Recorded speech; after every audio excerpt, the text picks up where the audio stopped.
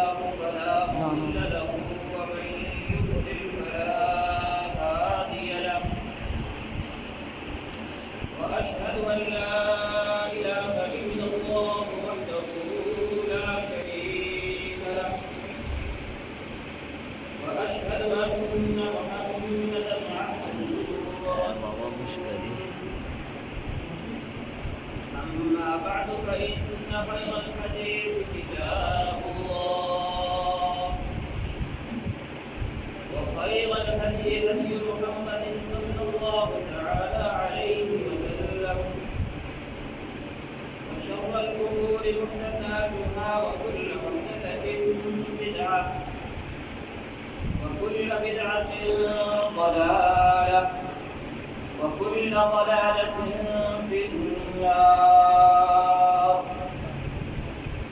اللهم صل على محمد وعلى آل محمد كما صليت على إبراهيم وعلى آل إبراهيم إنك حميد مجيد. اللهم بارك على محمد وعلى آل محمد كما باركت على إبراهيم وعلى آل إبراهيم إنك حميد مجيد. أعوذ بالله من الشيطان الرجيم. يا أيها الذين آمنوا كتب عليكم الصيام كما كتب على الذين من قبلكم لعلكم تتقون. أياما معدودات فمن كان منكم مريضا أو على سفر فعدة من أيام أخر وعلى الذين يطيقونه فدية طعام مسكين فمن تطوع خيرا فهو خير له وأن تصوموا خير لكم إن كنتم تعلمون.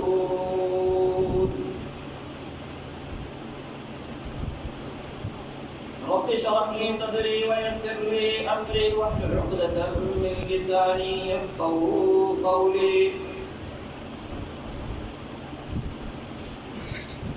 ہر قسم کی حمد و ثنا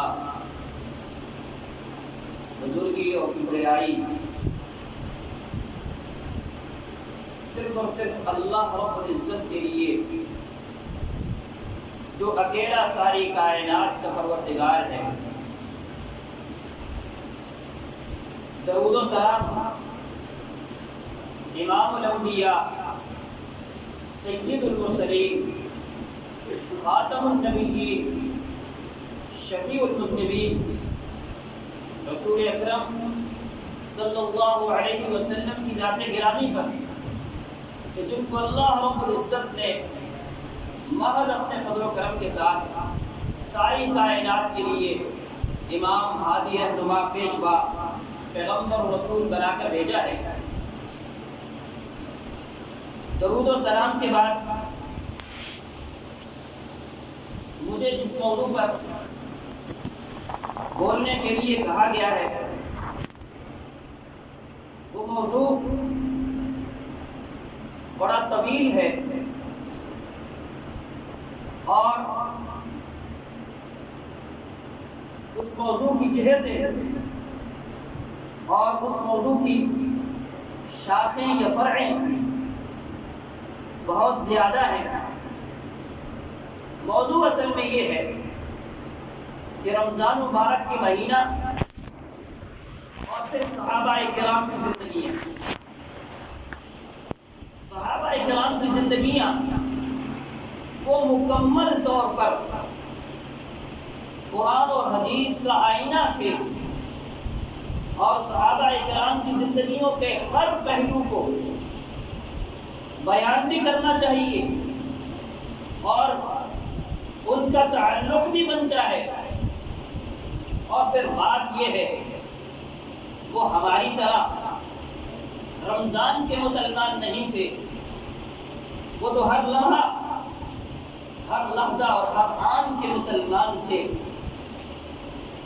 اور ان کے ہر لحظہ اور ہر آن کو بیان کرنا، اس کو رمضان مبارک کے مہینے کے ساتھ جوڑنا، اور رمضان مبارک کے مہینے میں ان کی مصروفیات، ان کے اعمال، ان کی نیکیاں، ان کو بیان کرنا، یہ ایک بہت بڑا موضوع ہے، کیونکہ وہ تو رمضان میں بھی وہی نیکیاں کرتے تھے جو باقی دنوں میں بھی وہ کرتے تھے، وہ صرف رمضان میں نہیں کرتے تھے، جو وہ رمضان میں کرتے تھے وہ باقی دنوں میں بھی ان کی ہاں نظر آتی تھی۔ اللہ رب العزت قرآن کریم کے اندر فرماتے ہیں فَمِنْهُمْ ظَالِمٌ لِنَفْسِهِ، لوگوں میں، اللہ کے بندوں میں کچھ بندے تو ایسے ہیں جو اپنے نفس کے اوپر ظلم کرنے والے ہیں، نیکی اور عبادات تو کرتے ہیں لیکن ساتھ میں اپنی جان کے اوپر گناہ کر کے، جرائم کر کے، وہ اپنی ذات کے اوپر، اپنی جان کے اوپر آخرت کے حوالے سے، قبر کے حوالے سے اور آخرت کے سفر کے حوالے سے وہ اپنی جانوں کے اوپر ظلم کرنے والے بھی ہوتے ہیں کہ ان سے گناہ بھی سرزد ہوتے ہیں۔ اور پھر فرمایا وَمِنْهُمْ مُقْتَصِدٌ، اور ان میں سے کچھ درمیانے طبقے کے لوگ ہیں جو نیکیاں بھی بڑی کرتے ہیں اور ان سے گناہ بھی ہو جاتے ہیں۔ جب نیکی کرتے ہیں اس کے بعد گناہ ہو جاتا ہے تو گناہ کے بعد پھر نیکی پہ آتے ہیں، یہ نیکی ان کے گناہ کو دھو دیتی ہے، وہ اسی انداز میں لگے رہتے ہیں، نیکیاں بھی کرتے ہیں اور گناہ بھی کرتے ہیں۔ اور فرمایا وَمِنْهُمْ سَابِقٌ بِالْخَيْرَاتِ، فرمایا کچھ ایسے ہیں جو خیر کے کاموں میں سبقت لے جانے والے ہیں، آگے بڑھ جانے والے ہیں، مقابلے میں سب سے آگے جانے والے جو لوگ ہیں کچھ وہ لوگ بھی ہیں۔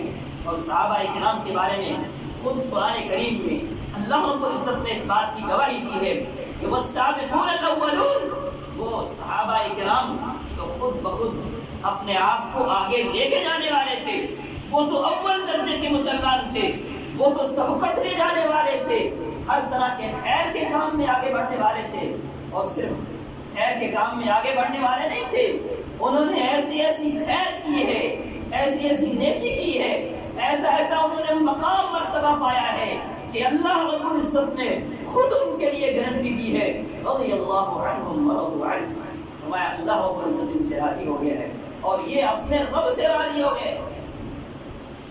یہ مقام مرتبہ پانے والے صحابہ کرام ان کے متعلق بیان کرنا ہے اور پھر ان کو رمضان مبارک کے مہینے کے ساتھ جوڑنا ہے۔ آئیے دیکھتے ہیں، رمضان مبارک کا مہینہ فرض ہو رہا ہے، اس کے اندر روزے فرض کیے جا رہے ہیں، اور یہ سن 2 ہجری ہے، شعبان کا مہینہ ہے۔ رسول اللہ صلی اللہ علیہ وسلم نے اپنی زندگی کے اندر 9 رمضان ایسے گزارے ہیں کہ جن کے اندر آپ صلی اللہ علیہ وسلم نے روزے رکھے ہیں۔ اس سے پہلے عاشورہ کا روزہ فرض ہوا کرتا تھا اور صحابہ کرام اس کا بھی اہتمام فرماتے تھے، اور اس قدر اہتمام فرماتے تھے، فرمایا کہ عاشورہ کے روزے کے بارے میں رسول اللہ صلی اللہ علیہ وسلم دریا اور بستیوں کے اندر، گاؤں اور دیہاتوں کے اندر آدمیوں کو بھیجتے تھے، اپنے سفیروں کو بھیجتے تھے، اور وہ جا کے صدا لگاتے تھے کہ جس نے روزہ رکھا ہے وہ اپنے روزے کو پورا کرے، اور جس نے روزہ نہیں رکھا ہے وہ اب کے بعد سے روزہ رکھ لے۔ اور اس عاشورے کے بعد پھر اللہ رب العزت نے رمضان مبارک کے مہینے کو فرض کر دیا، اور اس کی فرضیت میں بھی پھر اللہ رب العزت نے وہ تدریج رکھی ہے، وہ آہستہ آہستہ مسلمان کو اسلام کے قریب کرنے کا جو طور طریقہ اللہ رب العزت نے ابتدا سے رکھا ہے، اسی کے ذریعے سے اس رمضان کے مہینے کے روزوں کو بھی فرض کیا ہے۔ ہمارا سب سے پہلے اللہ رب العزت نے روزوں کو فرض کیا، اور ساتھ میں کہا کہ جو نہیں رکھ سکتا یا جو نہیں رکھنا چاہتا وہ فدیہ دے دے۔ کوئی بھی شخص اگرچہ وہ روزے کی طاقت بھی رکھتا ہے لیکن اگر وہ نہیں رکھنا چاہتا ہے وہ اس کے مقابلے میں فدیہ ادا کر دے، یہ سب سے پہلی فرضیت۔ اور اس کے بعد دوسری فرضیت پھر یہ ہوا کہ اس فدیے کو ختم کر دیا گیا.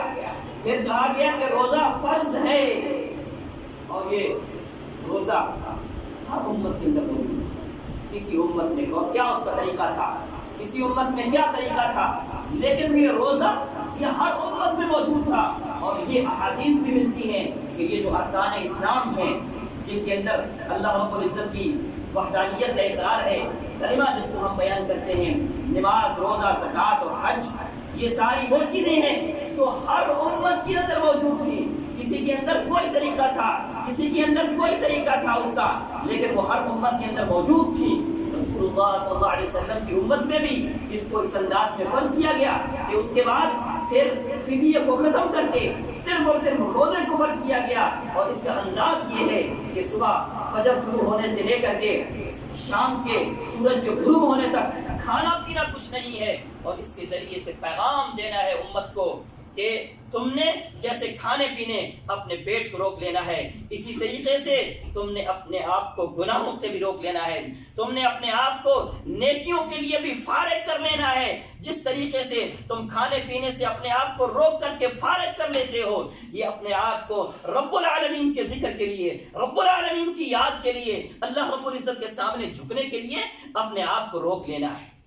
اور اس کا طریقہ ایک اور یہ تھا کہ رات میں جو شخص افطاری کر لیتا تھا تو پھر تو ٹھیک ہے، اس نے کچھ کھا لیا ہے، ورنہ اگر وہ سو گیا پھر اس کے لیے کھانے کا کچھ نہیں ہے. پھر اگلا سارا دن اس نے روزہ رکھنا ہے. پھر جب شام ہوگی پھر ہی وہ روزہ افطار کر سکتا ہے. حضرت قیس بن سلمہ الانصاری رضی اللہ تعالی عنہ ایک جلیل القدر صحابی ہیں، مزدور تھے، مزدوری کیا کرتے تھے. آج تو مزدور کہتے ہیں نا کہ ہمارے لیے چھوٹ ہے، ہم حلال کی روزی کماتے ہیں اور ہم اتنی گرمی میں کام کرتے ہیں، ہم فلاں یہ کرتے ہیں. یہ صحابی مزدوری کیا کرتے تھے اور شام کو جب گھر آئے، آ کر کے اپنی بیوی سے پوچھا کہ کچھ کھانے کے لیے ہے. اس نے کہا گھر میں تو کچھ نہیں ہے، لیکن میں جاتی ہوں کہیں سے لے کر کے آتی ہوں. اس کی بیوی جاتی ہے لینے کے لیے، لیکن جب وہ واپس آتی ہے تو یہ صحابی سو چکے ہوتے ہیں. اور وہ فرماتی ہیں کہ اب اس کا کیا ہوگا کہ جو یہ سو گیا ہے، اس نے کچھ کھایا نہیں ہے، سارا دن کام کیا ہے اور شام میں آ کر آیا ہے تو اس کو اللہ رب العزت نے سلا دیا ہے. اور میرے بھائی، صحابہ کرام کی ہر کام میں برکت ہے، ہر کام میں خیر ہے. میرے اور آپ کے لیے اس کے اندر خیر ہے. دیکھیے کیسے خیر پیدا ہو رہی ہے کہ یہ صحابی اگلے دن سارا دن روزے سے گزارتا ہے. یہ نہیں کہتا ہے کہ رسول اللہ صلی اللہ علیہ وسلم کے پاس چلا جاؤں، ہو سکتا ہے کہ میرے لیے کوئی رخصت آ جائے، ہو سکتا ہے مجھے کوئی مل جائے، رخصت مل جائے، کوئی آسانی مل جائے. نہیں میرے بھائی، یہ صحابی روزے کو مکمل کرنے کی کوشش کرتا ہے. جب آدھا دن مکمل ہوتا ہے اس کو غشی طاری ہو جاتی ہے. جب اس کو غشی طاری ہوتی ہے، جب یہ کسی کے پاس شکایت جا کر کے نہیں کرتا ہے، جب یہ رب کے پاس سامنے جھک جاتا ہے، جب یہ اللہ کی بات کو تسلیم کر لیتا ہے، پھر اللہ رب العزت عرش سے بولتے ہیں احل لکم لیلۃ الصیام الرفث الی نسائکم. فرمایا اللہ رب العزت فرماتے ہیں آج کے بعد سے میں نے تمہارے لیے راتوں کو حلال کر دیا ہے. اب راتوں میں تم کھانا بھی کھا سکتے ہو، اپنے بیویوں سے تعلقات بھی جوڑ سکتے ہو. یہ صحابی ہمارے جیسا انسان ہے اور رسول اللہ صلی اللہ علیہ وسلم کا کے سامنے رہنے والا، کلمہ پڑھنے والا ایک صحابی ہے کہ اس نے یہ عمل کیا ہے جس کی وجہ سے ساری امت کے لیے یہ پیغام آ گیا ہے کہ تم رات میں کھا پی بھی سکتے ہو، رات میں اپنی بیویوں کے ساتھ تعلقات بھی قائم کر سکتے ہو، اور رات تمہارے لیے اللہ رب العزت نے حلال کر دی ہے. اور یہ وقت آیا تو فرمایا فرحوا فرحا شدیدا. صحابہ کرام بہت زیادہ خوش ہوئے اس بات کے اوپر. اور یہ پیچھے بات کیا تھی کہ ایک صحابی کی قربانی تھی. جب اس کو غشی پڑی اللہ رب العزت نے اس پر رحم فرمایا اور اللہ رب العزت نے وہاں ہمارے اور آپ کے لیے یہ آسانیاں پیدا فرمائی. اسی طرح سے ایک صحابی رسول ہیں جو رسول اللہ صلی اللہ علیہ وسلم کے سامنے آتے ہیں اور آپ صلی اللہ علیہ وسلم سے آ کر کے کہتے ہیں ما فرض اللہ علیہ من الصلاۃ.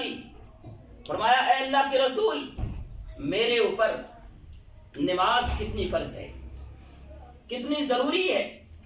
آپ صلی اللہ علیہ وسلم فرماتے ہیں فرض نماز پڑھو، اور اگر اس سے زیادہ کرنا چاہتے ہو تو پھر نوافل ادا کرو۔ اسی طرح سے پھر پوچھتا ہے کہ میرے اوپر زکوٰۃ کتنی ہے۔ آپ صلی اللہ علیہ وسلم فرماتے ہیں فرض زکوٰۃ ہے جو ادا کرنی ہے، وگرنہ اس سے زیادہ اگر کرنا چاہتے ہو تو پھر نفلی صدقہ ہے جو ادا کرنا ہے۔ اور پھر اس میں ایک بات یہ بھی تھی کہ اللہ کے رسول میرے اوپر روزے کتنے ہیں، روزے میرے اوپر کتنے فرض ہیں، کتنے ضروری ہیں۔ آپ صلی اللہ علیہ وسلم نے فرمایا شہر رمضان الا ان تطوع، فرمایا رمضان کا مہینہ تم نے روزے رکھنے ہیں، وگرنہ تم اس سے زیادہ اگر کرنا چاہتے ہو تو پھر نفلی روزے ہیں۔ باقی یہی ہے کہ یہ رمضان کے روزے ہیں۔ وہ صحابی کیا بیان کرتے ہیں، بڑے عظیم جملے ہیں۔ وہ صحابی کہتے ہیں اے اللہ کے رسول، اللہ آپ کو عزت دے، اللہ آپ کو مقام و مرتبہ عطا فرمائے، مجھے جو آپ نے فرض بتائے ہیں میں صرف انہی فرائض کے اوپر عمل کروں گا، لیکن میں ان فرائض میں عمل کرتے ہوئے کوئی کمی اور کوتاہی نہیں کروں گا، نہ اس سے کوئی کم کروں گا نہ کوئی زیادہ کروں گا۔ جیسے جیسے آپ نے کیا ہے، جیسے جیسے آپ نے بیان کیا ہے، جیسے جیسے آپ نے مجھے حکم دے دیا ہے، میں صرف اور صرف اسی طریقے سے صرف فرائض کی ادائیگی اختیار کروں گا اور فرض روزے ہی رکھوں گا۔ اور جب وہ جانے لگا رسول اللہ صلی اللہ علیہ وسلم نے فرمایا افلح ان صدق، اگر یہ آدمی نے سچ کر دکھایا تو یہ کامیاب ہو گیا۔ ایک حدیث کے اندر آتا ہے فرمایا دخل الجنہ، یہ آدمی جنت میں داخل ہو گیا۔ یعنی جو شخص فرائض کی پابندی کرتا ہے، رسول اللہ صلی اللہ علیہ وسلم کے بتائے ہوئے طریقے کے مطابق ادا کرتا ہے، خلوص کے ساتھ، دل کے ساتھ، محبت کے ساتھ اور دل کے اطمینان کے ساتھ اللہ رب العزت کی ان عبادات کو انجام دیتا ہے، تو پھر رسول اللہ صلی اللہ علیہ وسلم فرماتے ہیں یہ جنتی ہے، تمہارے سامنے جنتی جا رہا ہے۔ تو میرے بھائی، صحابہ کرام نے اس طریقے سے زندگیاں گزاری ہیں۔ سیدنا ابو بکر صدیق رضی اللہ تعالی عنہ، ان کے سامنے رسول اللہ صلی اللہ علیہ وسلم فرما رہے ہیں کہ کچھ لوگ ہیں جو نمازوں میں بہت زیادہ آگے ہوتے ہیں، تو وہ نماز والے دروازے سے داخل ہوں گے جنت کے اندر۔ اور فرمایا کچھ لوگ جہاد کے میدان میں آگے ہیں، وہ جہاد کے میدان میں داخل ہوں گے، جہاد کے دروازے سے داخل ہوں گے۔ اور اسی طریقے سے فرمایا کچھ لوگ صدقہ اور خیرات میں آگے ہوتے ہیں، وہ اس دروازے سے داخل ہوں گے۔ اور فرمایا جو لوگ روزے میں آگے ہیں ان کے لیے باب الریان، روزے والا دروازہ ہے، وہ اس میں سے داخل ہے۔ سیدنا ابو بکر صدیق رضی اللہ تعالی عنہ فرماتے ہیں اے اللہ کے رسول، کوئی شخص ایسا بھی ہے جو ہر دروازے سے اس کو بلایا جائے؟ کوئی ایسا بھی ہے جس کو ہر دروازے سے بلایا جائے؟ رسول اللہ صلی اللہ علیہ وسلم فرماتے ہیں ارجو ان تکون منہم، اے ابو بکر میں سمجھتا ہوں، میرا یہ خیال ہے، میں یہ سمجھتا ہوں کہ تو انہی میں سے ہے جس کو ہر دروازے سے بلایا جائے گا۔ آج ہم اپنے اعمال پہ ذرا نظر دوڑائیں، ہم اپنے روزوں کو بھی دیکھیں، اپنے صدقات و خیرات کو بھی دیکھیں، ہم اپنی نمازوں کو بھی دیکھیں، اور کیا ہمیں یہ امید ہے کہ ہمیں بھی کسی ایک دروازے سے بلایا جائے؟ صحابہ کرام تو یہ تھے کہ جن کو ہر دروازے سے بلایا جا رہا ہے۔ آج ہم دیکھیں کہ ہمیں کس کس دروازے سے بلایا جا رہا ہے۔ اور پھر اسی طریقے سے حضرت عبداللہ بن مسعود رضی اللہ تعالی عنہ وہ فرماتے ہیں جب تمہارے روزے کا دن آ جائے اور تم روزہ رکھو تو فرمایا روزے کی صبح تمہاری بڑی خوبصورت ہونی چاہیے، تم نہاد دھو کے آؤ، تم خوشبو لگا کے آؤ، تم تیل لگا کے آؤ، تم اپنے منظر کو خوبصورت کرو، کیونکہ تم نے رب کے لیے روزہ رکھا ہے، تم نے اپنے آپ کے اندر کو خوبصورت کرنے کی کوشش کی ہے، تم نے اپنے اندر کو مسلمان اور مومن کرنے کی کوشش کی ہے، تو تم اپنے ظاہری منظر کو بھی خوبصورت کرو۔ آج ہم کسی کے سامنے جائیں، کسی بڑی جگہ پہ جائیں، تو ہاں لوگوں کے سامنے پیش ہونے کے لیے آئیں، کسی جگہ پہ بھی جائیں تو ہم کوشش کرتے ہیں ہمارا لباس، ہمارے کپڑے، ہماری چال ڈھال اچھی ہونی چاہیے، لوگوں کے لیے کرتے ہیں، کبھی اللہ کے لیے بھی کیا جائے، کبھی اللہ کے لیے بھی بندہ اپنے آپ کو تیار کرے، کہ رب کے سامنے ہونے جا رہا ہے، تو صحابہ کرام ہمارے محدثین اعظام کوئی بھی نیک کام کرتے تھے تو وہ اپنے لباس کو، اپنی چال ڈھال کو، اپنے آپ کو خوبصورت کرتے تھے، صاف ستھرا کرتے تھے، اچھا کر کے سامنے لاتے تھے۔ محدثین سے آتا ہے کہ جب بھی وہ حدیث کی مسند پر بیٹھتے تھے اس سے پہلے وہ غسل کرتے بیٹھتے۔ محدثین کے بارے میں اس طرح کے بڑے واقعات ہیں کہ وہ جب بھی نیکی کے کام کے لیے آتے تھے تو وہ اچھا لباس میں۔ ہمارے ایک بہت بڑے شیخ ہیں، میں طالب علم تھا، مدرسے میں پڑھتا تھا، ایک استاد آئے اور کہنے لگے کہ شیخ فلاں آئے ہوئے ہیں، ان کے کپڑوں کو استری کرنا ہے۔ ہم نے ان کو کپڑوں کو استری کیا، جب لے کر کے گئے تو وہ پہننے لگے۔ استاد ان کو کہنے لگے آپ کی میٹنگ تو لاہور کے اندر ہے، جب وہاں میٹنگ ہوگی تو وہاں پہننا۔ وہ کہنے لگے اب نماز کا ٹائم ہے، رب کے سامنے جا رہا ہوں، یہ رب کا حق بنتا ہے کہ اس کے سامنے خوبصورت ہو کر کے جاؤں۔ میٹنگیں تو دنیا میں ہوتی رہیں، تو ہمیں بھی اپنی زندگیوں کے اندر صحابہ کے ان اعمال کو لانا چاہیے۔ اگر ہم دنیا کے لیے سوچتے ہیں نا کہ فلاں جگہ پہ جانا ہے تو مجھے اچھا ہونا چاہیے، فلاں جگہ پہ جانا ہے تو اچھا ہونا چاہیے، دنیا والوں کے لیے تو رب کا بھی حق بنتا ہے، اس دین کا بھی حق بنتا ہے، اس نماز روزے کا بھی حق بنتا ہے کہ ہم اس کے لیے بھی خوبصورت ہو کر کے جائیں۔ اور اسی طریقے سے صحابہ کرام ایک اور کام نہیں کیا کرتے، اور وہ کیا ہے کہ حضرت عمر رضی اللہ تعالیٰ عنہ کے سامنے ایک آدمی شراب پی کر کے آئے، آپ رضی اللہ تعالیٰ عنہ اس کو اپنے پاس بلاتے ہیں اور کہتے ہیں وَيْلٌ لَكَ، تیرے لیے ہلاکت ہو، ہمارے بچوں نے روزے رکھے ہوئے ہیں اور تو رمضان المبارک کے مہینے کے اندر شراب پی کر کے آ رہا ہے۔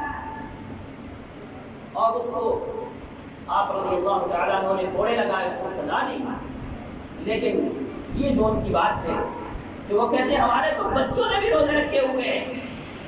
آج ہم کہتے ہیں ہمارا بچہ تو معصوم ہے، ہمارا بچہ تو بڑا نازک ہے، یہ تو روزے نہیں رکھ سکتا ہے۔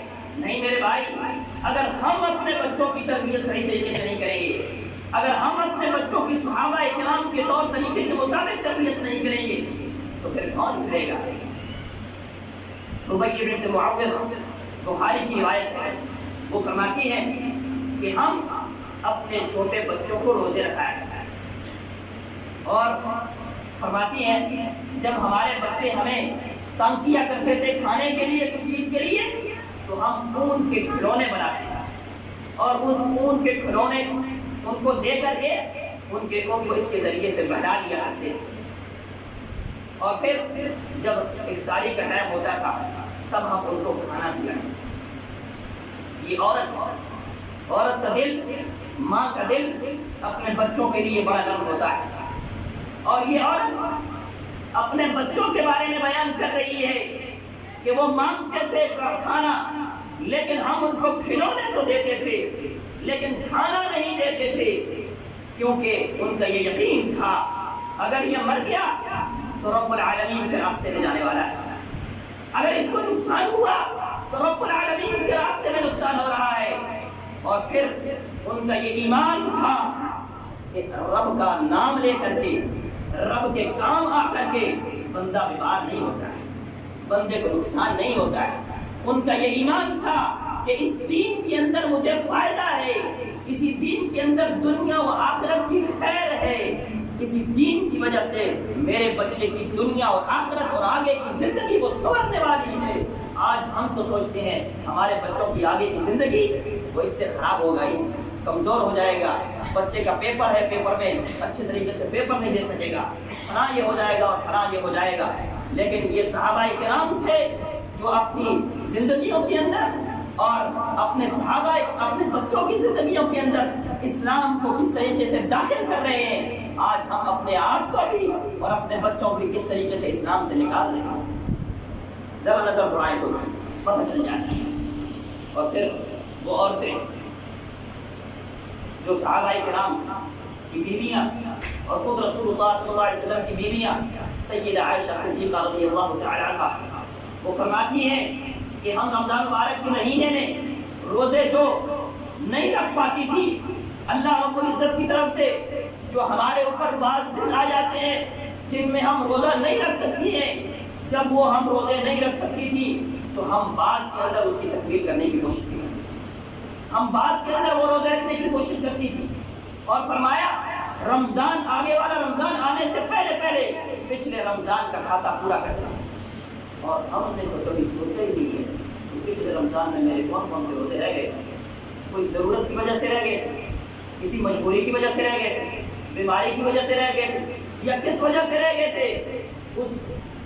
اس معاشرے کی صحابہ کرام کی تربیت یا رسول اللہ صلی اللہ علیہ وسلم کی تربیت یافتہ یہ صحابہ کرام اور ان کی بیویاں، ان کی عورتیں، وہ اپنے اعمال کے بارے میں فکر مند ہوتی ہیں۔ آج ہم جیسے اپنے پیسے کے بارے میں، اپنی دنیاوی چیزوں کے بارے میں فکر مند ہوتے ہیں، اگر ایسے ہی اپنی نماز کے بارے میں، اپنے قرآن کے بارے میں، اپنے روزوں کے بارے میں، اپنے اسلام اور اپنے دین کے بارے میں فکر مند ہو جائیں تو میرے بھائی اللہ رب العزت کی رحمتیں اور برکات آج بھی ہمارے اوپر اسی طریقے سے نازل ہوتے ہیں۔ لیکن ہم نے تو کبھی سمجھا ہی نہیں ہے کہ یہ روزے میرے ہیں، کبھی میں نے سمجھا ہی نہیں ہے کہ یہ قرآن میری طرف آئے، کبھی ہم نے سمجھا ہی نہیں ہے کہ یہ نماز مسجدیں میری ہیں، کبھی ہم نے سمجھا ہی نہیں ہے کہ یہ نماز روزہ یہ سارا کچھ یہ میرا ہی ہے، یہ میں مسلمان ہوں، میں مومن ہوں، میں نے اپنے آپ کو اسلام کے حوالے کیا ہے، میں نے اپنے آپ کو رب کے حوالے کیا ہے، میں اپنے رب کا بندہ ہوں، اور رب کے اعمال، رب کے بتائے ہوئے طور طریقے، رسول اللہ صلی اللہ علیہ وسلم کے کیے ہوئے طور طریقے، اس پر میں نے ہی عمل کرنا ہے، کسی کافر نے، کسی غیر نے آ کر کے عمل نہیں کرنا ہے۔ اور اگر میں ہی چھوڑ دیتا ہوں، ہم اپنے گھر کے اندر کسی چیز کو نہیں چھوڑتے، ہم اپنے مال میں کسی چیز کو نہیں چھوڑتے ہیں، ہم اپنے دنیاوی معاملات میں کسی چیز کو نہیں چھوڑتے ہیں، لیکن اگر چھوڑتے ہیں، پرواہ نہیں کرتے ہیں، تو رب کے دین کی پرواہ نہیں کرتے، اس نیک اعمال کی پرواہ نہیں کرتے۔ رسول اللہ صلی اللہ علیہ وسلم کے یہ صحابہ جن کے ایمان کی یہ قوت ہے، ایمان کا یہ مقام ہے کہ وہ اپنے اعمال کو بھولتے نہیں تھے، اور اس سے بھی بڑھ کر کے آج ہم تو یہ سوچتے ہیں روزہ رکھیں گے تو یہ ہو جائے گا، وہ ہو جائے گا، فلاں کام کریں گے، قیام اللیل اتنا زیادہ لمبا مسجد تلاش کرتے ہیں، جہاں پہ کم والی مسجد ہو وہاں تلاش کرتے ہیں اور وہاں جانے کی کوشش کرتے ہیں۔ لیکن میرے بھائی صحابہ کرام ایسا نہیں کرتے، ان کا ایمان مضبوط۔ اور کیا آتا ہے 17 رمضان مبارک جو کل دن گزرا، اس دن میں رمضان کے مہینے میں صحابہ کرام نے اسلام کی پہلی اور بنیادی اور سب سے بڑی جنگ لڑی ہے۔ آج ہم دیکھیں کہ ہم کیا کرتے ہیں، صحابہ کرام نے اپنی جانوں کو ہتھیلی پہ رکھ کر کے اسلام کے لیے، اس دین کے لیے میدانوں میں کود پڑے ہیں۔ یہ وہ صحابہ کرام تھے جن کے اندر ایمان کی قوت تھی۔ آج ہمارے اندر تو ایمان اتنا ہی نہیں ہے کہ ہم 8 رکعت 10 رکعت 11 رکعت کے لیے امام کے پیچھے کھڑے ہو جائیں، ہمارے اندر بھی اتنی قوت نہیں ہے، ہمارے اندر تو اتنی قوت نہیں ہے کہ ہم یہ ایک دن کا روزہ جو ہے اس کو برداشت کر لیں، ہمارے اندر اتنی قوت نہیں ہے اگر کسی نے کوئی بات کر دی ہے تو آگے سے صبر کر جائیں، ہمارے اندر اتنی قوت نہیں ہے کہ ہم اپنے غصے کو پی جائیں۔ اور ہم نام لیتے ہیں صحابہ کا، ہم نام لیتے ہیں دین کا، ہم نام لیتے ہیں اسلام کا۔ صحابہ کرام کو پورے کے پورے دین کے اندر لاتے ہیں۔ اور میرے بھائی یہ رمضان مبارک کے مہینے کے حوالے سے جتنی روایات اور احادیث آئی یہ تو ہیں، لیکن پورے دین کے حوالے سے جتنی روایات اور احادیث ہیں وہ سارے صحابہ کرام نہیں بیان کیے، وہ صحابہ کرام کے ذریعے سے ہی ہم تک پہنچی ہیں۔ اور صحابہ کرام ان کے بارے میں کیا کہتے ہیں؟ تعلمنا العلم والعمل جميعا، فرمایا ہم علم اور عمل دونوں کو سیکھتے تھے، وہ صرف علم حاصل نہیں کرتے تھے، وہ علم بھی حاصل کرتے تھے، اس کے اوپر عمل بھی حاصل کرتے تھے۔ آج ہمیں تو لا الہ الا اللہ کے معنی نہیں آتا ہے علم کے حوالے سے، آج ہمیں تو وضو کے طریقہ ہی نہیں پتا ہے، آج ہمیں سے کتنے ایسے ہیں جن کو غسل کا طریقہ نہیں آتا ہے، کتنے ایسے ہیں اگر نماز پڑھ رہے تو نماز کا پتہ نہیں ہے، بنیادی مسائل کا پتہ نہیں ہے، میرے مال میں زکوٰۃ ہے مجھے پتہ ہی نہیں ہے کہ کتنے مال کی زکوٰۃ ہوتی ہے، کیسے ہوتی ہے، کیسے نہیں ہوتی ہے۔ صحابہ کرام یہ علم بھی سیکھتے تھے اور اس پر عمل بھی کرتے تھے۔ رسول اللہ صلی اللہ علیہ وسلم نے فرمایا طلب العلم فریضۃ علی کل مسلم، کہ ہر مسلمان کے اوپر علم حاصل کرنا فرض ہے۔ آج ہم کہتے ہیں ہمارے پر علم حاصل، ہم علم حاصل کریں کہ ہم یہ کام کریں، ہم گھر کے بچوں کو پالیں یا ہم علم حاصل کریں؟ نہیں میرے بھائی، جو کام تم نے کرنا ہے نماز پڑھنی ہے، روزہ رکھنا ہے، زکات دینی ہے، جو کام ہر کام نہیں ہے، پورا عالم دین بننے کی ضرورت نہیں ہے، لیکن جتنا کام تم نے کرنا ہے اتنا تو پتہ ہونا چاہیے.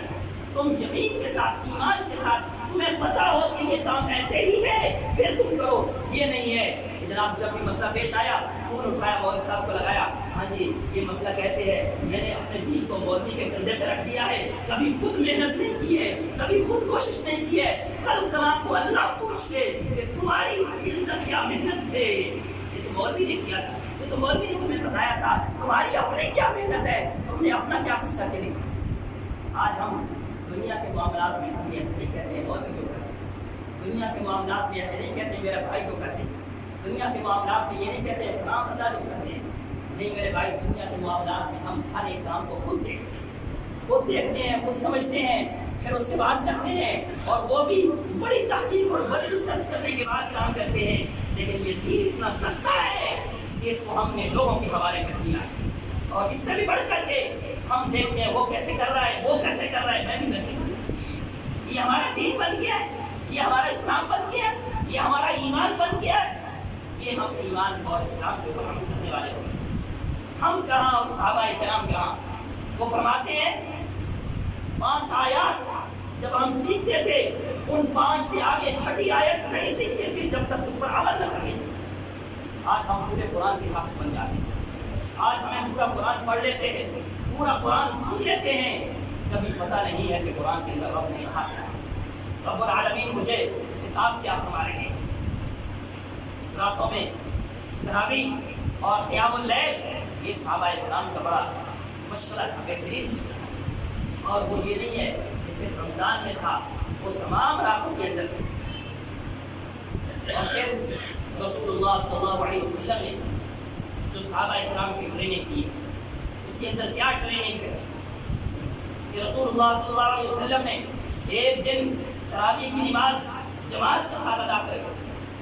اس کے بعد دوسرے دن لوگوں کو پتہ چلا، لوگ اس سے زیادہ آئے، اور پھر آپ صلی اللہ علیہ وسلم نے جماعت کے ساتھ نماز ادا کی. اور پھر تیسرے دن اور زیادہ لوگ آئے، فرمایا مسجد بھر گئی. رسول اللہ صلی اللہ علیہ وسلم نے پھر تیسرے دن جماعت کے ساتھ تراویح کی نماز پڑھائی صحابہ کرام کو. لیکن فرمایا جب چوتھا دن آیا تو لوگوں کی تعداد اتنی زیادہ ہو گئی، فرمایا مسجد میں جگہ نہیں تھی، اتنے لوگ ہو گئے، لیکن رسول اللہ صلی اللہ علیہ وسلم نہیں آئے. فرمایا کہ تمہارے اوپر فرض نہ کر دی جائے اور تم اس کو کر سکتے. رسول اللہ صلی اللہ علیہ وسلم ہمارے اوپر بڑے مشفق، اس امت کے لیے رسول اللہ صلی اللہ علیہ وسلم نے بہت کچھ کیا. لیکن یہاں طریقہ دیکھیے، پہلے دن کم لوگ ہیں، دوسرے دن زیادہ ہیں، تیسرے دن اس سے زیادہ ہیں، چوتھے دن مسجد میں جگہ نہیں رہتی ہے.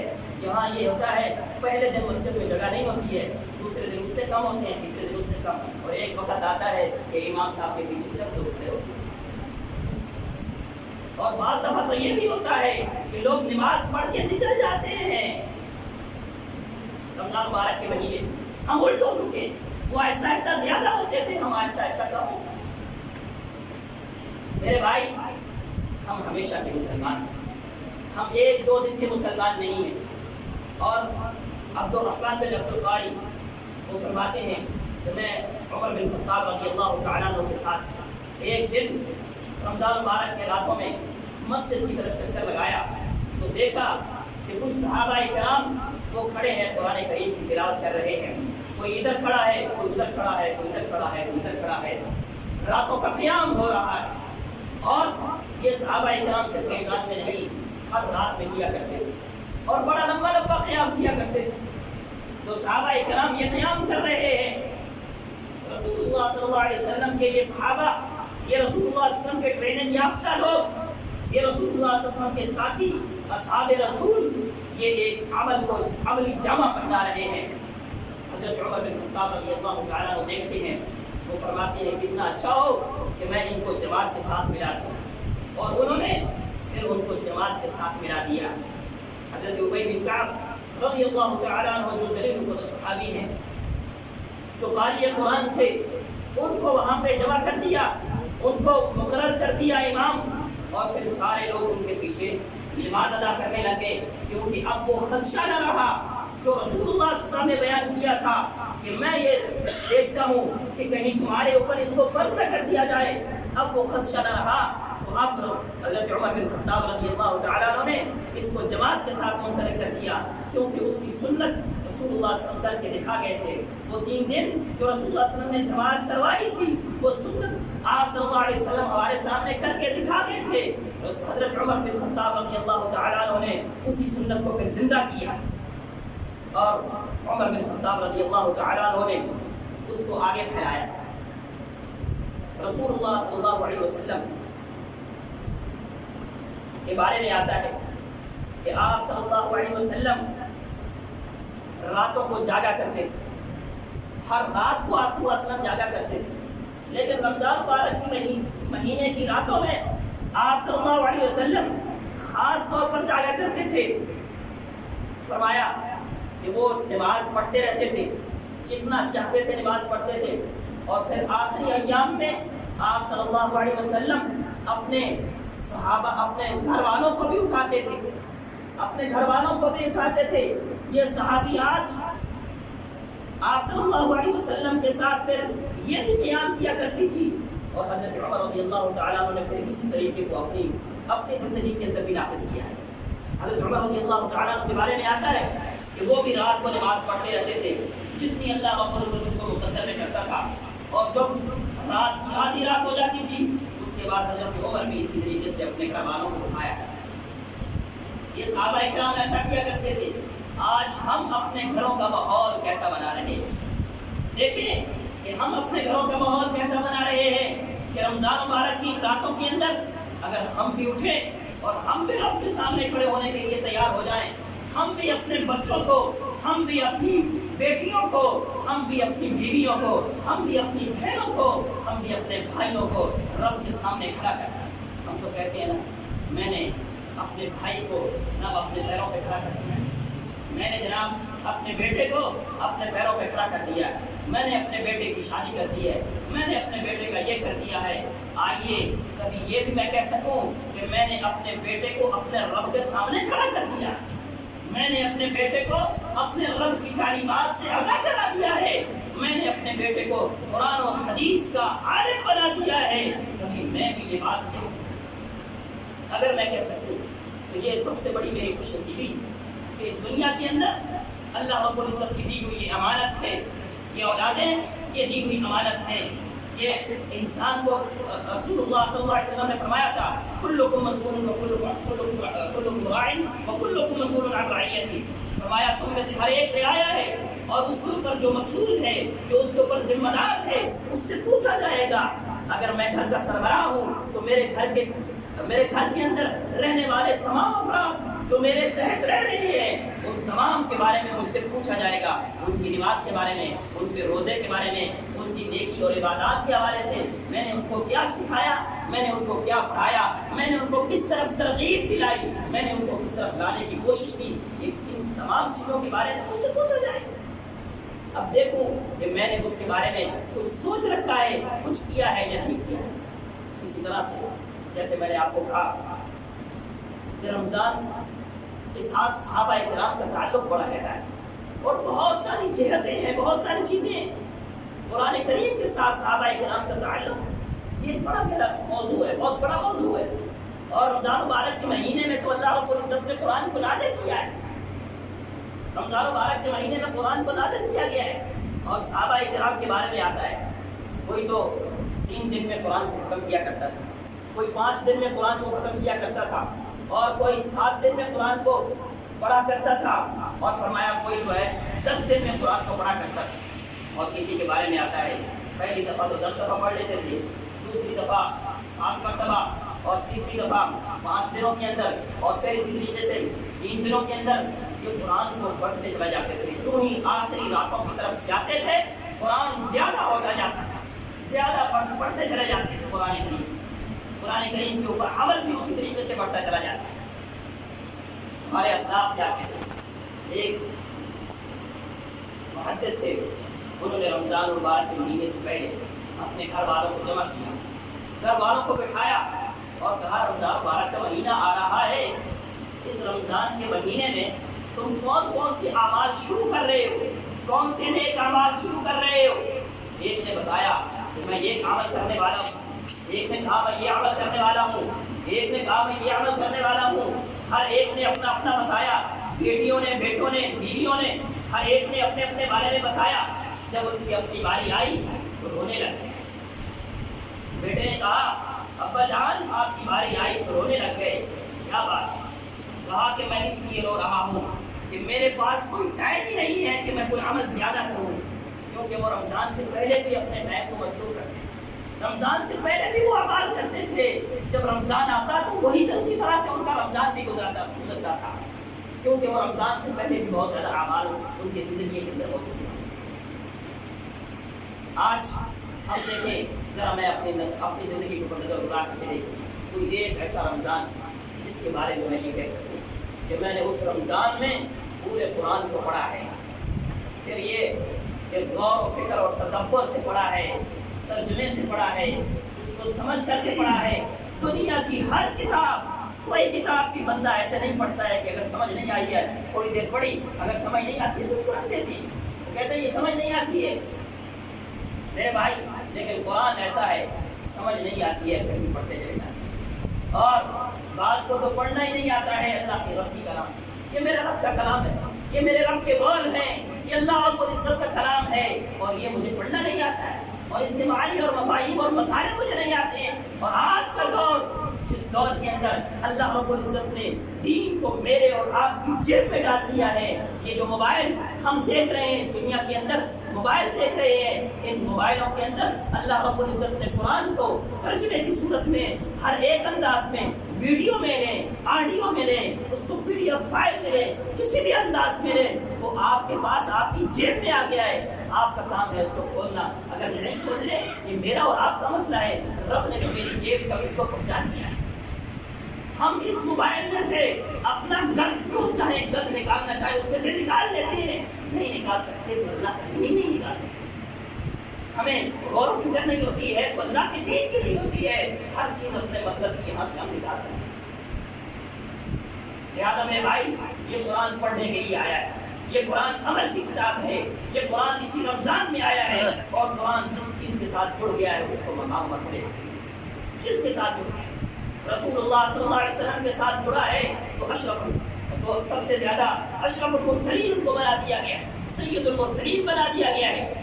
یہ قرآن رمضان کے ساتھ جڑا ہے، رمضان کو سب سے بڑا مقام مل گیا ہے۔ یہ رمضان آخری عشرے کے ساتھ جڑا ہے، آخری عشرے کو مقام مل گیا ہے۔ یہ قرآن اس لیلۃ القدر کی رات میں جڑا ہے، اس رات کو بھی مقام و مرتبے والی رات قرار دیا ہے۔ اور میرے بھائی، جس انسان کے ساتھ بھی یہ قرآن جڑ جائے اس کو مقام مرتبہ مل جائے۔ مکہ مکرمہ کا واقعہ، حضرت عمر رضی اللہ تعالیٰ عنہ نے ایک موقع پر وہاں کا جو والی اور گورنر تھا وہ موجود نہیں تھا، اور انہوں نے وہاں پہ ایک دوسرے شخص کو گورنر مقرر کر دیا۔ پوچھنے والے نے پوچھا، اے عمر بن خطاب، یہ مکہ مکرمہ پہ آپ نے کس کو والی اور گورنر مقرر کیا ہے؟ وہ کہنے لگے ابن ابی ابزہ کو کیا ہے۔ وہ آگے سے کہنے لگا ابن ابی ابزہ تو میں نہیں جانتا ہوں کون، اس کو آپ نے مقرر کر دیا ہے۔ کہا کہ وہ ہمارے آزاد کردہ غلاموں میں سے ایک غلام تھے۔ کہا غلام کو آپ نے گورنر مقرر کر دیا؟ غلام کو آپ نے گورنر مقرر کر دیا؟ کہا ہاں، میں نے غلام کو گورنر مقرر کر دیا ہے۔ انہ قارئ لکتاب اللہ وعالم بالفرائض، اس لیے کہ وہ قرآن کا قاری ہے، میں نے اس کو یہ مقام اس لیے دیا ہے، اور یہ مقام میں نے اپنی طرف سے نہیں دیا ہے۔ فرمایا رسول اللہ صلی اللہ علیہ وسلم کا وہ فرمان نہیں سنا ہے، ان اللہ یرفع بهذا الكتاب اقواما ويضع به آخرین، اللہ رب العزت اس کتاب کے ذریعے سے اتنے لوگوں کو تو مقام و مرتبے عطا فرماتے ہیں، اور اسی کتاب کے ذریعے سے لوگوں کو ذلیل و رسوا کر دیتے ہیں جو لوگ اس قرآن کو چھوڑ دیتے ہیں۔ لہذا قرآن جس کے ساتھ جڑ جاتا ہے اس کو مقام و مرتبہ مل جاتا ہے۔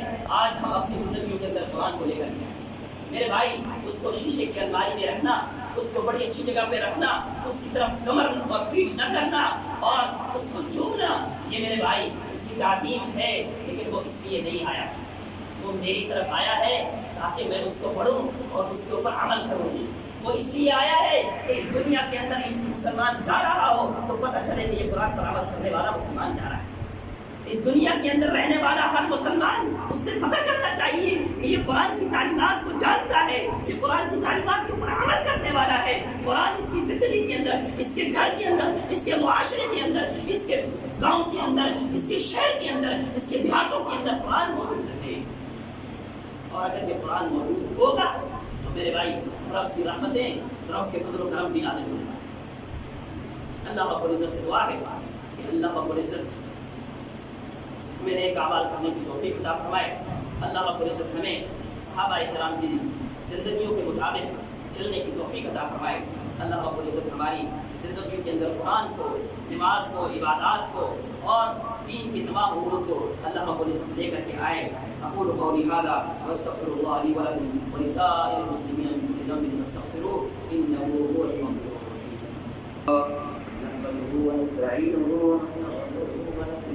ونتوكل عليه ونعوذ بالله من شرور انفسنا ومن سيئات اعمالنا من يهده الله فلا مضل له ومن يضلل فلا هادي له واشهد ان لا اله الا الله وحده لا شريك له واشهد ان محمدا عبده ورسوله۔ بہت ساری وہ باتیں رمضان مبارک کے مہینے کے ساتھ تعلق رکھتی اور صحابہ کرام کی زندگیوں کے ساتھ تعلق رکھتی، وہ بیان نہیں کر پائے۔ اس کی وجہ وقت، جیسے میں نے بتایا، بہت بڑا ہے۔ صحابہ کرام کا ایک لمحہ، ایک زندگی کا ایک گوشہ وہ نیکی ہی نیکی ہے۔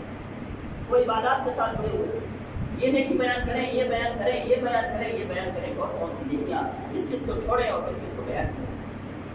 لیکن چونکہ اب آخری اشرا شروع ہونے والا ہے، اس حوالے سے چند ایک باتیں آپ کے سامنے عرض کرتا ہوں اور بات کو ختم کرتے ہیں۔ رسول اللہ صلی اللہ علیہ وسلم آخری اشرے میں اعتکاف بیٹھا کرتے تھے، اور صحابہ کرام بھی آپ صلی اللہ علیہ وسلم کے ساتھ اعتکاف کے عمل کو بجا لایا کرتے تھے، حتیٰ کہ آپ صلی اللہ علیہ وسلم ایک دفعہ آپ صلی اللہ علیہ وسلم 20 دنوں کا اعتکاف کیا، درمیان والے عشرے کا بھی اعتکاف کیا ہے، اور آپ نے اپنے آخری 20ویں تاریخ کو اپنے آخری دن کے اندر یہ بات بیان کی کہ میں یہ 10 دن کا اعتکاف اس لیے کر رہا تھا تاکہ مجھے لیلۃ القدر مل جائے۔ مجھے اس کا پتہ تھا لیکن وہ بھلا دی گئی ہے مجھ سے، اور میں نے اس کو تلاش کرنے کے لیے اس 10 دنوں کے اندر اعتکاف کیا ہے، لیکن اب وہ مجھے نہیں ملی ہے، لہذا وہ اگلے 10 دنوں کے اندر ہے۔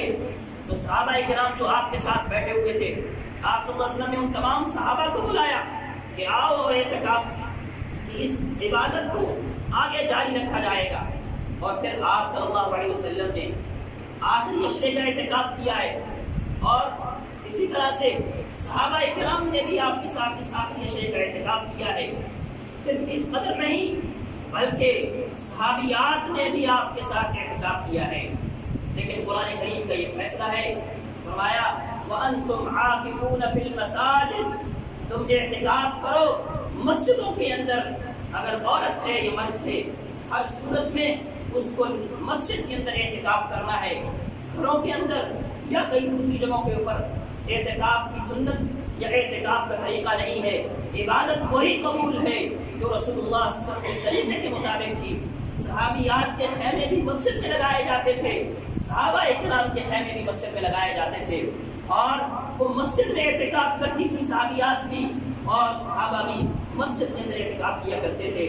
تو ہمیں اعتکاف کی عبادت وہ رمضان مبارک کے مہینے کے اندر اور آخری عشرے کے اندر اس کو بجا لانا چاہیے۔ یہ سنت مؤکدہ ہے کہ جس کو کرنا ہمارے لیے بڑا اہم اور ضروری ہوتا ہے۔ ہر مسجد کے اندر کوئی نہ کوئی شخص، کچھ لوگ وہ مسجدوں کے اندر اعتکاف کریں، اور یہ اعتکاف کی عبادت بڑی عظیم عبادت ہے جس کے اندر ذکر بھی انسان کرتا ہے، دعا بھی کرتا ہے، توبہ بھی کرتا ہے، قرآن بھی پڑھتا ہے، نمازیں بھی پڑھتا ہے، رب کو یاد کرتا ہے، بلکہ رب کی چوکھٹ بھی آ کر کے بیٹھ جاتا ہے۔ رب کے سامنے صرف عبادت کے لیے آ کر کے بیٹھ جاتا ہے، اپنی زندگی کے سارے معاملات کو ترک کر دیتا ہے، چھوڑ دیتا ہے اور رب کے لیے ہو جاتا ہے۔ من کان للہ کان اللہ لہ، فرمایا جو رب کا ہو جاتا ہے پھر رب اس کا ہو جاتا ہے، اور پھر جس کا رب ہو جائے اس کو کسی چیز کی ضرورت نہیں۔ اور پھر آپ صلی اللہ علیہ وسلم کیا کرتے تھے؟ فرمایا کہ آخری 10 دنوں کے اندر آپ لیلۃ القدر کی تلاش کیا کرتے ہیں۔ لیلۃ القدر وہ ایک عظیم رات ہے جس کے اندر اللہ رب العزت نے قرآن کریم کو نازل کیا، اور اس کی عظمت میں ایک بات یہ ہے کہ اس کو مخفی رکھا گیا ہے، اس کو سامنے ظاہر نہیں کیا گیا ہے۔ یہ وہ کون سی رات ہے؟ صحابہ کرام رسول اللہ صلی اللہ علیہ وسلم نے فرمایا اس کو آخری عشرے میں تلاش کرو، پھر آپ صلی اللہ علیہ وسلم نے فرمایا اس کو آخری 7 راتوں کے اندر تلاش کرو، پھر آپ صلی اللہ علیہ وسلم کے صحابہ کو خواب آئے، آپ صلی اللہ علیہ وسلم نے فرمایا تمہارے سارے خواب یہ بات پر دلالت کرتے ہیں کہ وہ آخری 7 دنوں کے اندر ہے، لہذا آخری 7 دنوں کے اندر اس کو تلاش کرو۔ اور پھر اس کے بارے میں قرآن کریم نے کیا کہا؟ فرمایا خیر من الف شہر، فرمایا یہ 1000 مہینوں کی عبادت سے زیادہ بہتر ہے، 83 سال 4 مہینے کی عبادت سے زیادہ بہتر ہے اس رات کی، ایک رات کی عبادت۔ اور یہ بھی ہمیں صحابہ کرام نے سکھایا، یہ بھی ہمیں صحابہ کرام نے سکھایا، بلکہ یوں کہیے صحابیات نے بھی سکھایا، ہماری عورتوں نے ہمیں سکھایا کیا کہ لیلۃ القدر کی رات میں ہمیں کیا کرنا ہے۔ سید عائشہ صدیقہ رضی اللہ تعالیٰ عنہا رسول اللہ صلی اللہ علیہ وسلم فرماتی ہیں کہ رات جب لیلۃ القدر کی رات مجھے مل جائے تو مجھے کیا کرنا ہے؟ فرمایا دعا کرو اللہم انک عفو تحب العفو فاعف عنی، اے اللہ تو معاف کرنے والا ہے مجھے معاف کر دے، تو معاف کرنے کو پسند کرتا ہے، اے اللہ تو مجھے معاف کر دے۔ رب العالمین تو مجھے اور آپ کو معاف کرنے کو پسند کرتے ہیں۔ ہم نے کبھی رب سے مانگا ہے کہ رب العالمین مجھے معاف کر دے؟ کبھی ہم نے مانگا ہے کہ رب العالمین مجھ سے یہ گناہ چھڑا دے؟ کبھی ہم نے مانگا ہے کہ رب العالمین مجھے نیک اور متقی پرہیزگار بنا دے؟ کبھی ہم نے مانگا ہے کہ رب العالمین میرے چہرے کو رسول اللہ صلی اللہ علیہ وسلم جیسا چہرہ کر دے؟ کبھی ہم نے مانگا ہے کہ اللہ رب العالمین مجھے میرا لباس وہ رسول اللہ صلی اللہ علیہ وسلم جیسے لباس بنا دے، میرے گھر کا ماحول، میری زندگی، میرا اٹھنا بیٹھنا وہ سارا رسول اللہ صلی اللہ علیہ وسلم جیسا بنا دے؟ اور رسول اللہ صلی اللہ علیہ وسلم کیا کہتے ہیں؟ ان صلاتی و نسکی و محیای و مماتی للہ رب العالمین، فرمایا کہ میری زندگی، میری موت، میرا اٹھنا بیٹھنا سارے کا سارا اللہ رب العزت کے لیے ہے۔ آج ہمارا کس کس کے لیے ہے؟ ہم کس کس کے لیے جیتے ہیں؟ کس کس کے لیے کیا کیا اعمال کرتے ہیں؟ اپنی زندگی کے اندر نظر دوڑائیں۔ تو میرے بھائی اسی طرح سے صحابہ کرام ایک اور عمل کیا کرتے تھے، اور وہ یہ کہ اپنے ارد گرد کے لوگوں کا خیال کیا کرتے تھے، خاص طور پر مسکینوں اور غریبوں کا خیال کیا کرتے تھے۔ صحابہ کرام کے بارے میں آتا ہے، ہم تو انتظار کرتے ہیں نا کہ رمضان کا مہینہ آئے گا پھر دیکھیں گے، لیکن صحابہ کرام شعبان کے مہینے میں ہی اپنی زکات نکال لیتے تھے تاکہ غریب اور مسکین شخص وہ بھی خوش ہو کر کے ہمارے ساتھ روزے رکھے، وہ بھی خوش ہو کر کے ہمارے ساتھ قیام اللیل کرے، وہ بھی خوش ہو کر کے اپنے کام کاج چھوڑ کر کے اللہ کے گھر کے اندر اعتکاف کی عبادت کو سر انجام دے۔ صحابہ کرام اس مہینے کے اندر خیرات ویسے بھی زیادہ کرتے تھے۔ رسول اللہ صلی اللہ علیہ وسلم کے بارے میں آتا ہے فرمایا تیز آندھی جو جیسے چلتی ہے اس سے بھی زیادہ آپ صلی اللہ علیہ وسلم خیرات کرنے والے ہیں۔ صحابہ کرام اسی کا نمونہ۔ اور پھر صحابہ کرام کے بارے میں آتا ہے فرمایا وہ اپنی افطاری بعض دفعہ کم رکھتے تھے، دوسروں کو زیادہ دیتے تھے، دوسروں کو افطار کروایا کرتے تھے۔ اور افطاری کروانے کا کتنا ثواب ہے؟ فرمایا جتنا روزے کا ثواب ہے اتنا سارے کا سارا ثواب اس کو ڈبل ثواب ملتا ہے۔ آپ نے کسی ایک شخص کو روزہ رکھوایا، آپ کو 2 روزوں کا ثواب ملتا ہے، آپ نے اپنے روزے کا بھی اور اس کے روزے کا بھی ثواب آپ نے جتنوں کو افطاری کروا کے چلے جائیں گے۔ صحابہ کرام یہ کام اپنی زندگی کے اندر کیا کرتے تھے، اور حتیٰ کہ عبداللہ بن عمر رضی اللہ تعالیٰ عنہ کے بارے میں آتا ہے